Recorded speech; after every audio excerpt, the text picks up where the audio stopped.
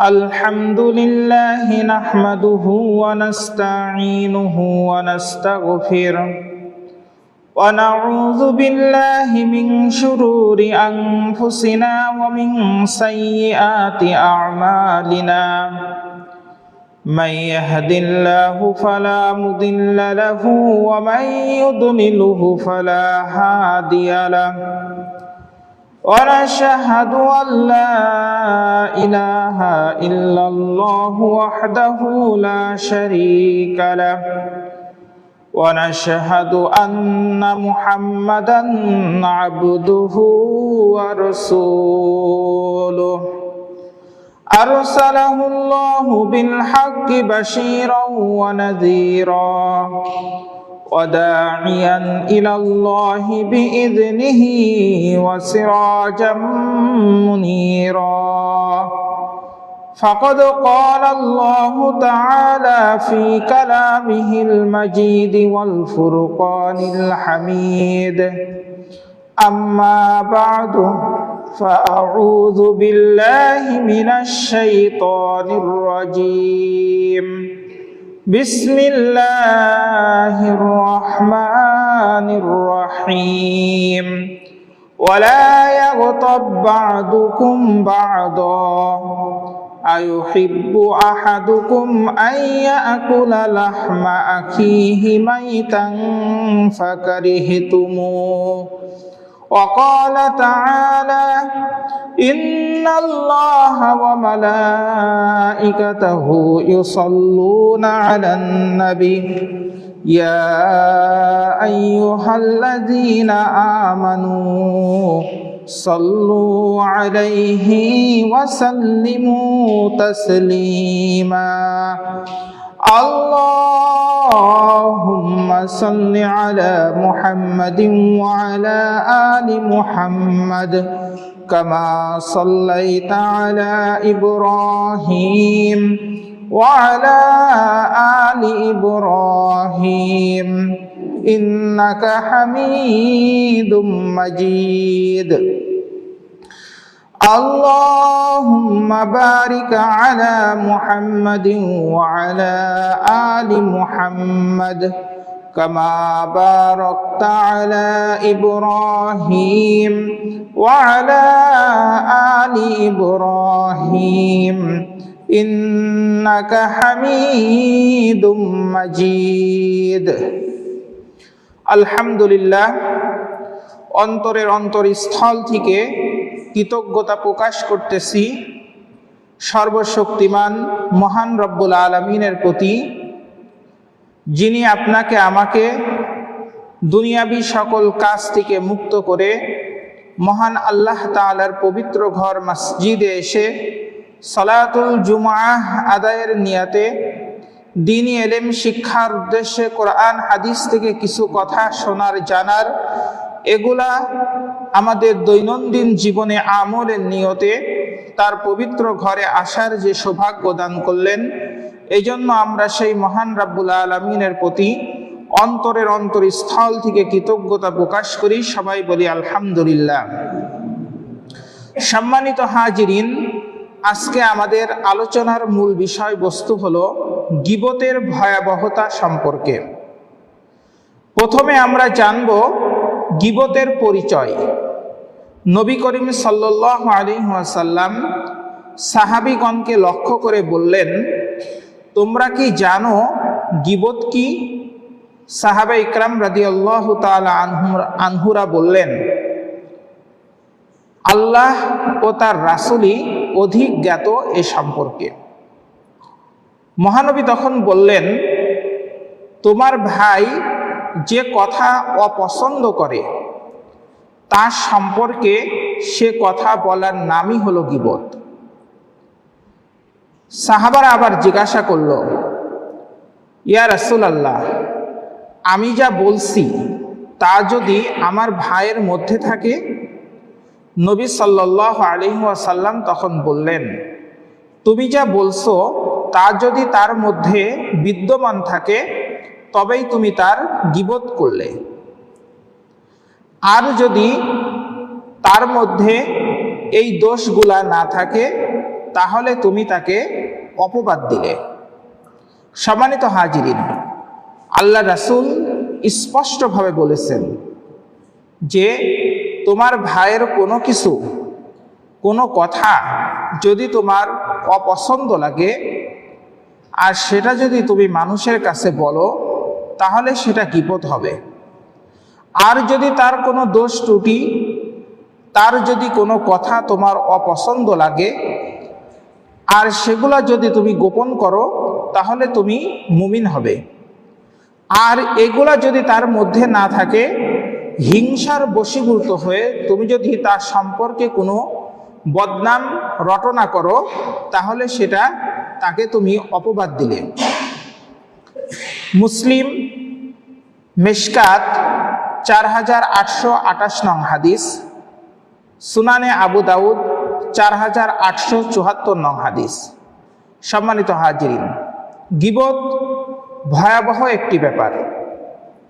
পবিত্র কোরআনের ভাষায় মহান রব্বুল আলামিন গীবতের যে পরিচয় দিয়েছেন, মহান আল্লাহ তাআলা বলেন, ওয়ালা ইয়াগতাব বা'দুকুম বা'দা, আর তোমরা একে অপরের গীবত করো না। আয়ুহিব্বু আহাদুকুম আইয়াকুলা লাহমা আখিহি মাইতা, তোমাদের কেউ কি এটা পছন্দ করবে যে তার মৃত ভাইয়ের গোশত খাবে? ফাকারিহতুমু, নিশ্চয় তোমরা এটাকে অপছন্দ করবে। আর তোমরা আল্লাহকে ভয় করো, নিশ্চয় আল্লাহ তাআলা সীমাহীন ক্ষমাকারী এবং দয়ালু। সূরা হুজরাত 12 নং আয়াত। সম্মানিত হাজিরিন, মহান আল্লাহ তাআলা এ আয়াতে গীবত করাকে মৃত ভাইয়ের মাংস খাওয়ার সাথে তুলনা করেছেন। আমরা কেউ কখনোই আমাদের ভাইয়ের, জীবিত হোক অথবা মৃত হোক, কোনো ভাইয়ের গোশ বা মাংস আমরা কেউই খাবো না।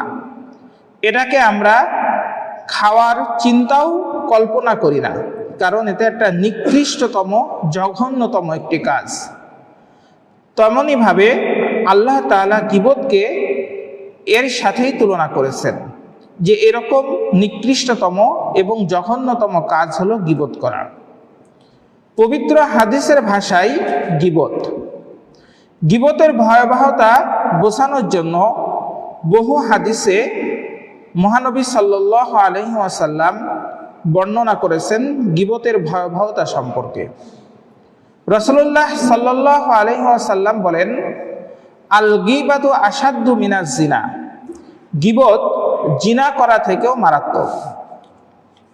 কারণ মানুষ যখন জিনা করে তখন সে গোপনে এই জিনা করার চেষ্টা করে, যেন মানুষ যেন তার এই খারাপ কাজ না দেখে ফেলে। আর জিনার মাধ্যমে শুধুমাত্র যে বা যারা জিনা করলো তাদেরই গুনাহ হয়, কিন্তু গীবত করার মাধ্যমে অসংখ্য মানুষের কাছে একটা মানুষ সম্পর্কে কুধারণা রটনা হয়ে যায়। কুধারণা মানুষ তার সম্পর্কে করে বসে। তখন দেখা যায় যে যে মানুষটি মানুষের কাছে সম্মানের পাত্র ছিল, শুধুমাত্র নিজের হিংসার কারণে, সেই মানুষ সম্পর্কে গীবত করার কারণে সেই মানুষটি আরেকজনের কাছে অপছন্দের কারণ হয়ে যায়। এই জন্য আল্লাহ রাসূল বলছেন, মানুষ যখন জিনা করে তখন সে গোপনে করে, আর এটা সে কখনোই প্রকাশ করার চেষ্টা করে না, এটা তার গোপন গুনাহ। কিন্তু গীবতটা কখনো গোপন গুনাহ হয় না, এটা প্রকাশ্য গুনাহ হয়ে যায়। মানুষ গোপনে গীবত করতে পছন্দ করে না, মানুষ প্রকাশ্যেই মানুষ সম্পর্কে গীবত করতে পছন্দ করে। আর এর কারণে মানুষের সম্মানহানি হয়ে যায়। মানুষ সম্পর্কে যে গীবত করে, এই জন্যই আল্লাহ তাআলা বলেছেন এটা মৃত ভাইয়ের মাংস খাওয়ার মতো। সম্মানিত হাজিরিন, গীবতকারীর ইহকালীন এবং পরকালীন শাস্তি।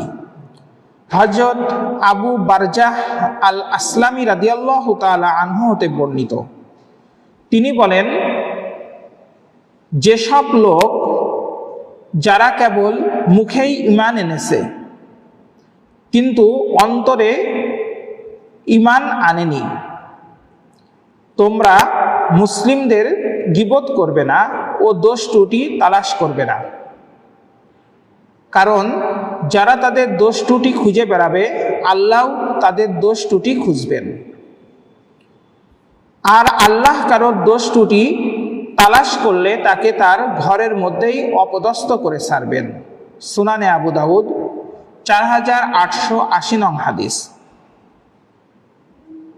সম্মানিত হাজিরিন, এই হাদিসটির ব্যাখ্যা যদি আমরা জানি তাহলে বুঝতে পারব যে মহানবী সাল্লাল্লাহু আলাইহি ওয়াসাল্লাম বলছেন যে তোমরা মুসলিমদের গীবত করো না ও তাদের দোষ ত্রুটি তালাশ করো না, কারণ যারা তাদের দোষ ত্রুটি খুঁজে বেড়াবে আল্লাহ তাদের দোষ ত্রুটি খুঁজবেন, আর যার দোষ ত্রুটি আল্লাহ তাআলা খুঁজবেন আল্লাহ তাআলা তাকে তার নিজের ঘরের মধ্যেই অপদস্থ করে ছাড়বেন, অর্থাৎ তার পরিবারের মানুষরাও তাকে অপমান অপদস্থ করবে।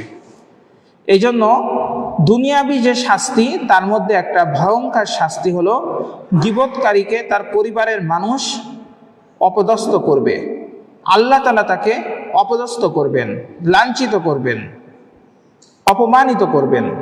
তাই আসুন এই গীবতের মতো ভয়াবহ এবং মারাত্মক গুনাহ থেকে আমরা বেঁচে থাকার চেষ্টা করি। পরকালীন যে শাস্তি, হযরত আনাস ইবনে মালিক রাদিয়াল্লাহু তাআলা আনহু থেকে বর্ণিত, তিনি বলেন, নবী সাল্লাল্লাহু আলাইহি ওয়াসাল্লাম ইরশাদ করেন, মেরাজের রাতে আমি এমন এক কওমের পাশ দিয়ে অতিক্রম করছিলাম যাদের নখগুলো তামার তৈরি এবং তা দিয়ে তারা অনাবরত তাদের মুখমণ্ডলে ও বুকে আঁচড় মারছে। আমি বললাম, হে জিবরিল, এরা কারা? তখন হযরত জিবরিল বললেন, এরা সেই সব লোক যারা মানুষের মাংস খেত, অর্থাৎ মানুষের গীবত করত এবং মানুষের ইজ্জতের উপরে হামলা করত এবং মানুষের মান সম্মানে আঘাত করত। সুনানে আবু দাউদ 4878 নং হাদিস। সম্মানিত হাজিরিন, আল্লাহ রাসূল সাল্লাল্লাহু আলাইহি ওয়াসাল্লামকে মহান আল্লাহ তাআলা মেরাজের রাত্রে যেসব শাস্তিগুলা দেখিয়েছেন তার মধ্যে একটা ভয়াবহ শাস্তি দেখিয়েছেন, সেটি হলো গীবতকারীদের কি শাস্তি হবে সেই শাস্তি। আর আল্লাহ রাসূল দেখেছেন গীবতকারীদের শাস্তিটা কতটা ভয়ানক, যারা তাদের নিজের হাতের নখগুলো দিয়ে নিজেদের মুখমণ্ডলে ও বুকে আঁচড় মারছে, আর তাদের নখগুলো ছিল তামার তৈরি। আল্লাহ পাক রব্বুল আলামিন আমাদেরকে এরকম শাস্তি থেকে হেফাজত করুন। সম্মানিত হাজিরিন, রাসূলুল্লাহ সাল্লাল্লাহু আলাইহি ওয়াসাল্লাম অপর একটি হাদিসের মধ্যে ইরশাদ করছেন, হযরত আল মুস্তাওরিদ রাদিয়াল্লাহু তাআলা আনহু থেকে বর্ণিত, নবী সাল্লাল্লাহু আলাইহি ওয়াসাল্লাম বলেছেন, যে ব্যক্তি অপর মুসলিমের গীবত করতে থাকে এক লোকমা, আল্লাহ রাসূল সাল্লাল্লাহু আলাইহি ওয়াসাল্লাম বলছেন, যে ব্যক্তি কোনো মুসলিমের গীবত করতে করতে এক লোকমা খাবার ভক্ষণ করবে, আল্লাহ তাকে এজন্য জাহান্নাম হতে সমপরিমাণ আগুন ভক্ষণ করাবেন। আর যে ব্যক্তি অপর মুসলিমের দোষ ত্রুটি বর্ণনা করতে করতে পোশাক পরবে, আল্লাহ তাকে অনুরূপ জাহান্নামের পোশাক পরাবেন। আর যে ব্যক্তি অপর ব্যক্তির কুৎসা রটিয়ে খ্যাতি ও প্রদর্শনীর স্তরে পৌঁছাবে, মহান আল্লাহ তাআলা কিয়ামতের দিন তাকে ওই খ্যাতি ও প্রদর্শনীর জায়গাতেই অর্থাৎ জাহান্নামে স্থান দিবেন। অর্থাৎ কোনো মানুষ যদি কোনো মানুষ সম্পর্কে গীবত করতে করতে এক লোকমা খাবার ভক্ষণ করে বা এই সমপরিমাণ গীবতও করে, আল্লাহ তাআলা তাকে জাহান্নামের আগুন সেই সমপরিমাণ ভক্ষণ করাবেন। আবার যদি কোনো মানুষ কোনো মানুষকে মানুষের গীবত করতে করতে কাপড় পরিধান করে, আল্লাহ তাআলা তাকে জাহান্নামের কাপড় পরিধান করাবেন। আবার কোনো মানুষ যদি মানুষের গীবত করে নিজের খ্যাতি, নিজের সম্মান অর্জন করতে চায়, অর্থাৎ অপরকে ছোট করে নিজেকে বড় করার চেষ্টা করতে চায়, আল্লাহ তাআলা কিয়ামতের দিন সেই ব্যক্তিকেও জাহান্নামে ওই রকমভাবে প্রদর্শন করবেন। সম্মানিত হাজরিন, আল্লাহ রাসূল এই হাদিসটি বর্ণনা করেছেন সুনানে আবু দাউদের 4881 নং হাদিসের মধ্যে। তাই আসুন আমরা গীবতের মতো ভয়াবহতা থেকে নিজেদের হেফাজত করি। গীবত মারাত্মক একটি অপরাধ। এর মাধ্যমে মানুষের সম্মানহানি হয়, মানুষের মর্যাদাহানি হয়, মানুষ সম্পর্কে মানুষ খারাপ ধারণা তৈরি হয়ে যায়। অর্থাৎ যে মানুষ আপনার সম্পর্কে ভালো ধারণা করত, শুধুমাত্র আপনি সেই মানুষের কাছে যে তার সম্পর্কে গীবত করার কারণে তার সম্পর্কে একটা খারাপ ধারণাও তৈরি হয়ে যেতে পারে। এজন্য আসুন গীবতের মতো এই ভয়াবহ গুনাহ থেকে নিজেদেরকে সর্বদা হেফাজতের চেষ্টা করি। কারণ আল্লাহ পাক রব্বুল আলামিন এই গীবতকারীকে দুনিয়াতেও অপমান অপদস্থ করবেন, আবার আখিরাতেও করবেন। গীবতের যে ক্ষতিসমূহ আছে, গীবতের কারণে যেই ক্ষতিগুলা হয়, গীবতের ক্ষতিসমূহের মধ্যে অন্যতম ক্ষতি হলো যার গীবত করা হয় তার আমল নামায় গীবতকারীর সওয়াব চলে যায়। উম্মুল মুমিনিন আয়েশা রাদিয়াল্লাহু তাআলা আনহা থেকে বর্ণিত, তিনি বলেন রাসূলুল্লাহ সাল্লাল্লাহু আলাইহি ওয়াসাল্লাম বলেছেন, নিশ্চয়ই কিয়ামতের দিন আল্লাহ তাআলার কাছে মর্যাদার দিক দিয়ে সর্বাধিক নিকৃষ্ট সেই লোক হবে যাকে মানুষ তার অনিষ্টের ভয়ে ত্যাগ করেছে। সহিহ বুখারী ও মুসলিম। অর্থাৎ কোনো মানুষ যদি আপনাকে দেখে ভয় পায় যে আপনি মানুষের ক্ষতি করবেন, এই শ্রেণীর মানুষকে ভয় পেয়ে যদি মানুষ তাকে এড়িয়ে চলে, কিয়ামতের দিন আল্লাহ তাআলা ওই নিকৃষ্ট ব্যক্তিকে সবচেয়ে বেশি শাস্তি দিবেন। এবং রাসূলুল্লাহ সাল্লাল্লাহু আলাইহি ওয়াসাল্লাম এটিও বলছেন, যদি কোনো মানুষ কোনো মানুষের গীবত করে, তাহলে যে গীবত করলো গীবতকারীর আমল নামা থেকে সওয়াব যার গীবত করা হলো তার আমল নামায় চলে যাবে, আর যার গীবত করা হলো তার গুনাহগুলা গীবতকারীর আমল নামায় চলে যাবে। অর্থাৎ গীবত করলে আপনার দুনিয়াবি শাস্তি তো আছেই, আখিরাতের শাস্তি হিসাবে আপনার আমল নামা থেকে আল্লাহ তাআলা সওয়াবগুলা কেটে দিবেন। তাই আসুন আমরা গীবত করা থেকে বেঁচে থাকি। কারণ যারা গীবত করে, মানুষের বদনাম করে, মানুষের অপবাদ দেয়, মানুষকে লাঞ্ছিত করে, অপমানিত করে, এই শ্রেণীর মানুষগুলা সমাজের মধ্যে সবচেয়ে ভয়ঙ্কর ব্যক্তি। এরা এতটাই ভয়ঙ্কর, এদেরকে মানুষ, যারা ভালো মানুষ তারা এড়িয়ে চলে। আর ভালো মানুষ যাদেরকে এড়িয়ে চলে সাধারণত তারা নিকৃষ্ট প্রকৃতির লোকই হয়ে থাকে। আর এই নিকৃষ্ট প্রকৃতির লোকদেরকে আল্লাহ তাআলা কিয়ামতের দিন কঠিন শাস্তি দিবেন। সম্মানিত হাজরিন, মানুষ কি কারণে মানুষের গীবত করে? এর মধ্যে অন্যতম একটি কারণ হলো অহংকারের কারণে মানুষ মানুষের প্রতি গীবত করে। অহংকার হচ্ছে সত্যকে উপেক্ষা করা এবং মানুষকে তুচ্ছ তাচ্ছিল্য করা। সত্যর উপেক্ষা অর্থ হলো সত্য জেনেও সেটা প্রত্যাখ্যান করা, আর মানুষকে তুচ্ছ করার অর্থ হলো মানুষকে নিজের থেকেও ছোট মনে করা, মানুষকে হেয় প্রতিপন্ন করা। অহংকারী ব্যক্তিকে আল্লাহ ধ্বংস করে দেন, তার প্রভাব প্রতাপ নস্যাৎ করে দেন ও তার জীবনকে সংকুচিত করে দেন। অহংকারের কঠোর পরিণাম ও শাস্তির বর্ণনা মহান আল্লাহ তাআলা পবিত্র কোরআনে বর্ণনা করেছেন। মহান আল্লাহ তাআলা বলেন, ওয়াকালা রাব্বুকুম উদউনি আস্তাজিব লাকুম, ইন্নাল্লাযীনা ইস্তাকবিরুনা আন ইবাদাতি সায়াদখুলুনা জাহান্নামা দাখিরিন। সূরা আল মুমিনের 60 নং আয়াতের মধ্যে মহান আল্লাহ তাআলা বলেন, তোমাদের পালনকর্তা বলেছেন, তোমরা আমাকে ডাকো, আমি তোমাদের ডাকে সাড়া দিব। যারা আমার ইবাদত নিয়ে অহংকার করে তারা শীঘ্রই লাঞ্ছিত হবে এবং তারা জাহান্নামে প্রবেশ করবে। মনে রাখবে, অহংকারী ব্যক্তিকেও বড় গুনাহগার, অহংকারী ব্যক্তি বড় গুনাহগার, কারণ শয়তানের প্রথম অপরাধী ছিল অহংকার। সম্মানিত হাজিরিন, মানুষকে হেয় প্রতিপন্ন করা, নিজেকে বড় মনে করা, ক্ষমতার দিক থেকে, সম্মানের দিক থেকে, অর্থের দিক থেকে, বংশ মর্যাদার দিক থেকে যদি কেউ ব্যক্তি নিজেকে বড় মনে করে, তাহলে সেই ব্যক্তির এই অহংকারকে আল্লাহ তাআলা ধ্বংস করে দিবেন। কারণ অহংকার আল্লাহ পাক রব্বুল আলামিনের চাদর। এই চাদর নিয়ে কেউ টানাটানি করলে আল্লাহ তাআলা সেটা কখনোই সহ্য করবেন না। মানুষের অহংকার করে, মানুষ সম্পর্কে গীবত করে হিংসা বিদ্বেষ থেকে।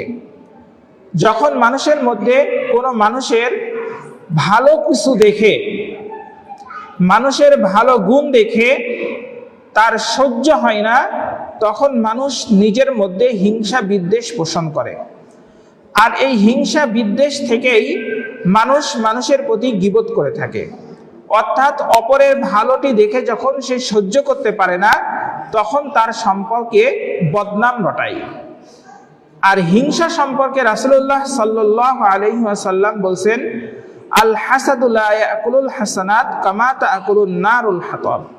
রাসূলুল্লাহ সাল্লাল্লাহু আলাইহি ওয়াসাল্লাম বলেন, তোমরা হিংসা থেকে বেঁচে থাকো, কারণ হিংসা নেকিকে জ্বালিয়ে দেয়, যেমন ভাবে আগুন কাঠকে জ্বালিয়ে দেয়।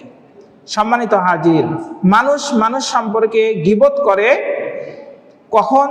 যখন তার মধ্যে অপর মানুষের ভালো কোনো উন্নতি দেখে সহ্য হয় না, হিংসার কারণেও মানুষের গীবত করে থাকে। তাই আসুন আমরা গীবত থেকে নিজেদেরকে মুক্ত রাখার চেষ্টা করি। অপরের ভালো কিছু দেখে গীবত না করে তার কল্যাণের দোয়া করি।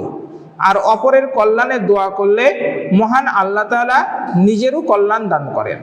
রাসূলুল্লাহ সাল্লাল্লাহু আলাইহি ওয়াসাল্লাম বলছেন, যখন কোনো মুসলিম তার ভাইয়ের জন্য, অর্থাৎ অপর মুসলিমের অনুপস্থিতিতে তার জন্য দোয়া করবে, ফেরেশতারাও সেই দোয়াতে শরীক হয়ে আমিন বলে।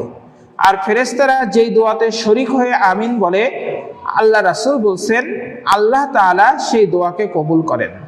তাই আসুন অপরের ভালো কিছু দেখে হিংসা না করে আমরা তার কল্যাণের দোয়া করি। আল্লাহ, তুমি তাকে এই নিয়ামত দান করেছো, এই নিয়ামতে বরকত দান করো এবং আমাকেও অনুরূপ বা তার থেকে ভালো নিয়ামত দান করো। এরকম ভাবে তার কল্যাণের দোয়া করা এবং নিজের জন্য যদি আমি চাইতে পারি, আশা করা যায় আল্লাহ তাআলা আপনাকে আমাকে দান করবেন এবং কল্যাণ দান করবেন, আর হিংসা মুক্ত থাকা যাবে। মানুষের প্রতি গীবত করে কুধারণা থেকে। মহান আল্লাহ তাআলা সূরা বানী ইসরাঈলের 36 নং আয়াতের মধ্যে ইরশাদ করছেন, ওয়ালা তাখফু মা লাইসা লাকা বিহি ইলম ইন্নাস সামআ ওয়াল বাসারা ওয়াল ফুআদা কুল্লু উলাইকা কানা আনহু মাসউলা। মহান আল্লাহ তাআলা বলেন, তোমার যে বিষয়ে জ্ঞান নেই তার অনুসরণ করো না। অবশ্যই কান, চোখ ও হৃদয় এগুলোর প্রতিটি সম্পর্কে কিয়ামতের দিন কৈফিয়ত তলব করা হবে। সম্মানিত হাজিরিন, আপনার আমার কৈফিয়ত আল্লাহ তাআলা কিয়ামতের দিন তালাশ করবেন। যে কৈফিয়তগুলো তালাশ করবেন সেগুলো হলো আপনার আমার চোখ, আপনার আমার কান, আপনার আমার হৃদয়, এগুলা কি করেছে এ বিষয়ে আল্লাহ তাআলা আপনার আমার কৈফিয়ত তালাশ করবেন। এই জন্য আমরা কোনো মানুষ সম্পর্কে না জেনে না বুঝে কুধারণা করে আমরা কাউরের গীবত না করি। আমরা আগে সত্যটা জানার চেষ্টা করি, সত্যটা জেনে মানুষ সম্পর্কে আমরা তারপরে আলোচনা করি। কোনো মানুষ যদি আপনার চোখে কোনো ভুল কাজ করে থাকে, আপনার সুযোগ হলে সেই মানুষকে সরাসরি, সে যদি আপনার ছোট হয় তাহলে তাকে স্নেহের সাথে ভালোবাসার সাথে আপনি তাকে সেই ভুলটা ধরিয়ে দিন। আর যদি সে আপনার থেকে বয়সে বড় হয় তাহলে অতি সম্মানের সাথে আপনি তার কাছে সেই ভুল সম্পর্কে আপনি তাকে জানান। আর যদি তাকে আপনার সরাসরি বলার কোনো সুযোগ না থাকে তাহলে তার শুভাকাঙ্ক্ষীদের মাধ্যম দিয়ে আপনি সম্মানের সাথে সেই ভুলটা তার কাছে পৌঁছায় দিন। হয়তোবা আপনি তাকে সম্মান দিয়ে তার ভুলটা ধরিয়ে দিলে সে সেই ভুল থেকে সংশোধন হতে পারে। আর যদি আপনি এটা না করে সেই মানুষের ভুলটা মানুষের মাঝে প্রচার করতে থাকেন তাহলে সেই মানুষটি তার ভুল সম্পর্কে জানতে পারবে না। আবার অপর মানুষের কাছে আপনি যখন বললেন, সেই অপর মানুষও সেই মানুষের ভুলটাকে সংশোধন করিয়ে দিতে পারবে না। এখানে কি হবে, আপনি তার অগোচরে তার সম্পর্কে আপনি গীবত করলেন। আর এই গীবতের কারণে মহান আল্লাহ তাআলা আপনার আমল নামার ভালো কাজগুলা, আপনার সওয়াবগুলাকে যে মানুষ সম্পর্কে আপনি আলোচনা করলেন, সমালোচনা করলেন, নিন্দা করলেন, সেই মানুষের আমল নামায় আল্লাহ পৌঁছায় দেবে। আর তার গুনাহগুলো আবার আপনার আমল নামাতে চলে আসবে। এই জন্য মানুষের ভুল থেকে সংশোধনের নিয়ত যদি কোনো মানুষের থাকে তাহলে অবশ্যই তার উচিত তার ভুলটা, সে ছোট হলে ভালোবাসার সাথে স্নেহের সাথে তার কাছে তার ভুলটা তুলে ধরা। আর যদি সে বয়সে বড় হয়ে থাকে তাহলে সম্মানের সাথে তার ভুলটা তার কাছে বলা। হয়তোবা আপনার এই উদারতা, আপনার এই সম্মানের কারণে সেই মানুষটা তার ভুল থেকে ফিরে আসবে এবং সত্যর পথে সে চলতে পারবে। সম্মানিত হাজিরিন, পবিত্র কোরআনের মধ্যে মহান আল্লাহ পাক রব্বুল আলামিন আরেকটি আয়াত নাজিল করেছেন, সূরা হুজরাতের 6 নং আয়াত। মহান আল্লাহ তাআলা বলেন, ইয়া আইয়ুহাল্লাযীনা আমানু ইনতাজতানিবু ইয়া আইয়ুহাল্লাযীনা আমানু ইন জাআকুম ফাসিকুম বিনাবাইন ফাতাবায়ানু আন তুসিবু কওমান বিজাহালাতিন ফাতুসবিহু আলা মা ফাআলতুম নাদিমিন।